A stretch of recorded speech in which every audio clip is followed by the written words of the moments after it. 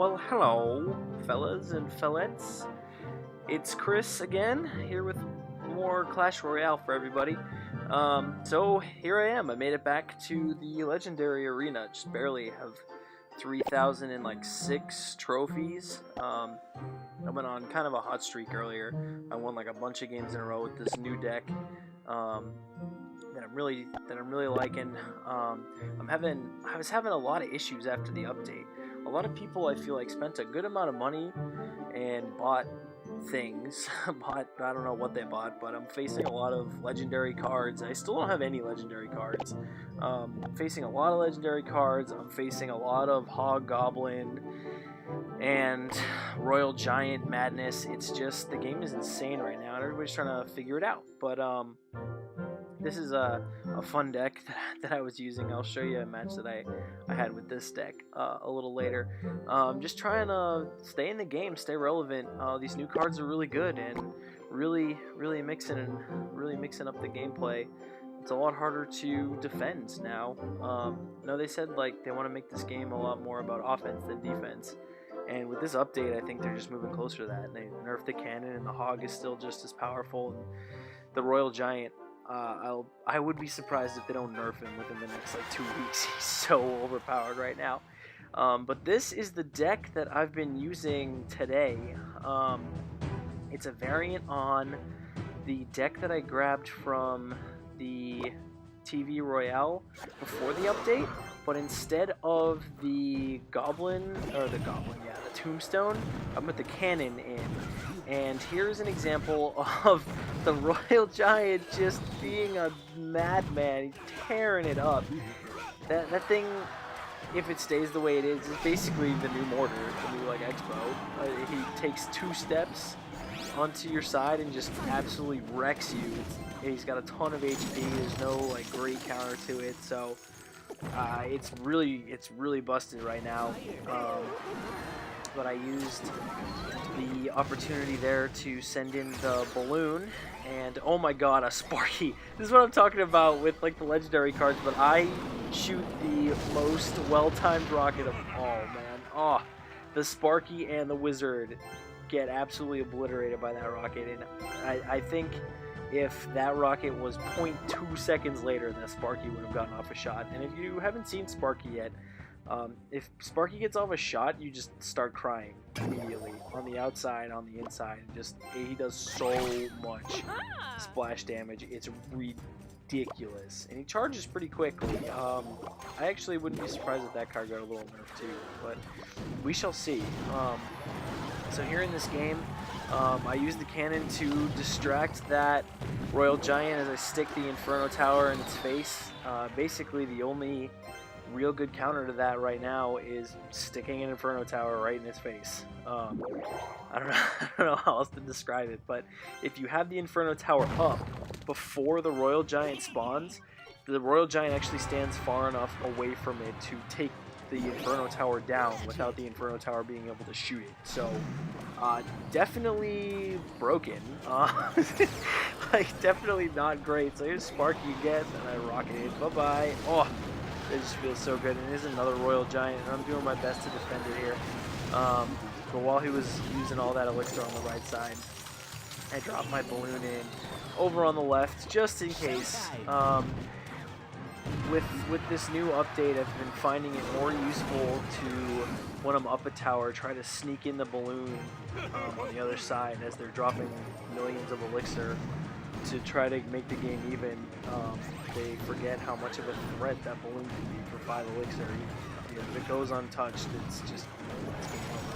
But he's putting too much elixir down to try and take out my tower, so I freeze his minion horde and his king tower to get the 3-crown victory, and that was good because I was trying to collect my chest at the time, my whatever the thing's called, the thing you need, the crown chest.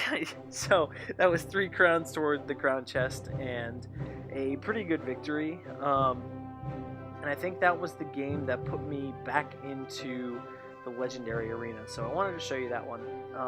Pretty good game, definitely showing off the strength of the Royal Giant now and what you have to do to counter it. Stick something in its face and just go to town on it. It's got so much HP. You just need to take it out immediately. It's very, very strong. So, ooh, excuse me. It is kind of late here as I'm recording, so I got a little bit of the yawns. Okay, so another game. I forget what happens in this game, so I'll just play here along with you. So he drops a bomb tower, and I'm not in an immediate rush to do anything, as you can see here. I don't do anything. Now I started off terrible. That was a horrible move. I should have just taken that damage. That was 2 elixir, those minions. And I dropped 5 elixir barbarians to counter him. They just get wrecked by the bomb tower. I drop a 6 elixir rocket on a 4 elixir minion. I am in the hole 5 elixir. Oh yeah, I could do math. How about 6 elixir? That is crazy. I'm in such an elixir deficit, and my opponent does a great job at taking advantage of that, dropping in the dragon and the goblin barrel combo. Definitely very powerful, and very good of my opponent to recognize my horrendous play. And so now my right tower, I'm pretty lucky that it's still up, to be honest with you. But it's still standing barely. He drops down that bomb tower. It's right based, so I drop my balloon on the left. It's gonna sneak by to the tower, but he's got a great counter for that. So he dropped the spear goblins and the musketeer away from his tower, so I couldn't freeze everything. So I haven't shown my freeze yet, but he's anticipating that I'm playing balloon freeze, and so I'm playing a very good player right here. He kind of knows what's going on already. And I dropped the world's worst cannon. That cannon, as you can see, is just a total waste. The dragon takes it down and is not getting shot at by my tower. So I dropped the Valkyrie to distract the dragon. But this time I had the arrows ready for that goblin barrel. So I was able to escape relatively unscathed there. I split up my barbarians to try and get him to drop the bomb tower, which he does. So that bomb tower is right placed, so I'm going to try and sneak in the balloon on the left, and he lightnings everything over there. And I get off a nice little free spell, so after that lightning I still had a little bit of HP left, and the balloon was able to go over there and sneak in a couple of shots. He tries to throw the goblin barrel in the back corner to get me to whiff my arrows, but I can tell now kind of where the goblin barrel is going.